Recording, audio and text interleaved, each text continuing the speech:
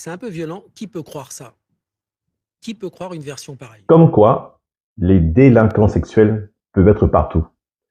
Vous avez dû voir la semaine dernière, vous savez, l'affaire qui est arrivée avec un sénateur là qui s'appelle Joël Guerriot, je crois, ou quelque chose comme ça, qui a invité chez lui une collègue, une députée. Donc là, on vous parle de personnes hautement gradées.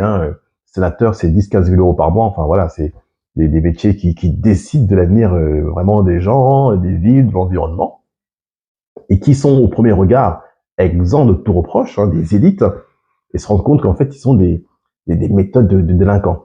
Donc ce monsieur a invité la sénatrice chez lui, sous couvert d'une soirée tranquille pour discuter, et en a profité pour la droguer.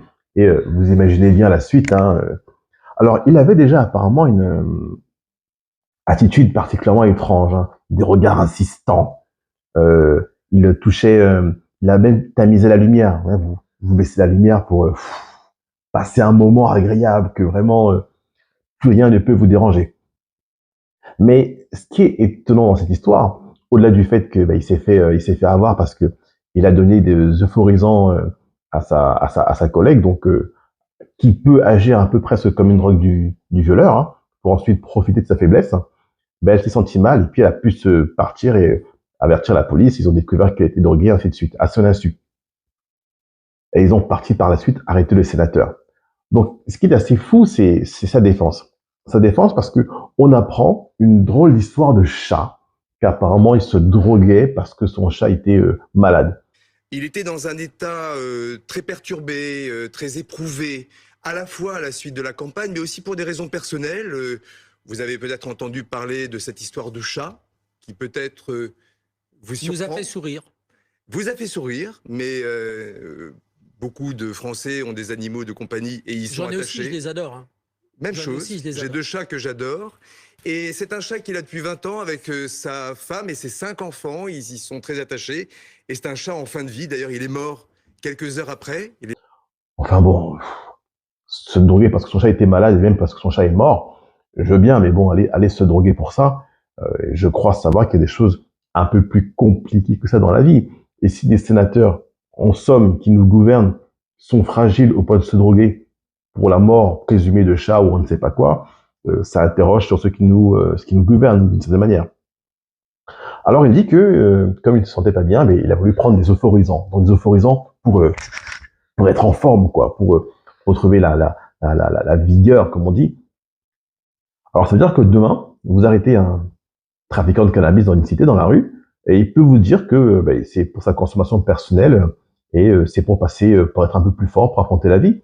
Donc finalement, on apprend que la drogue, c'est finalement quelque chose de très positif. Si on écoute ce sénateur, et surtout pour les raisons pour lesquelles ce monsieur se droguait.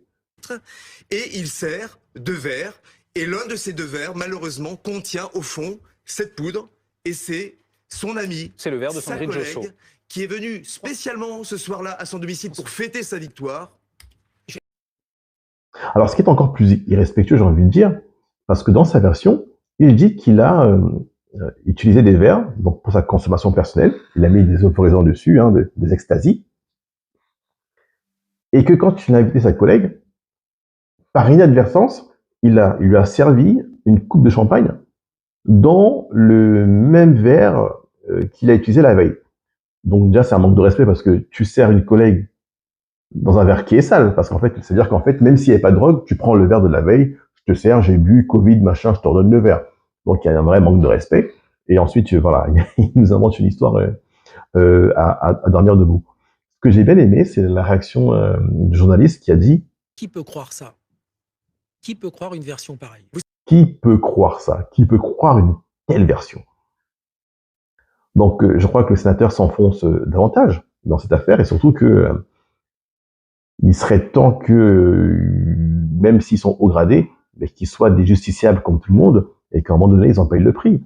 Parce que quand c'est monsieur tout le monde qui fait ça, ils prennent cher, ce qui est tout à fait normal. Donc, il ne faut pas qu'il y ait 2 poids 2 mesures et que, aussi haut gradé que soit la personne, mais qu'elle soit amenée à payer le prix quand elle fait des choses qui sont répréhensibles. Donc vraiment, c'est ça l'histoire. Et surtout, ça met en lumière un certain nombre de choses.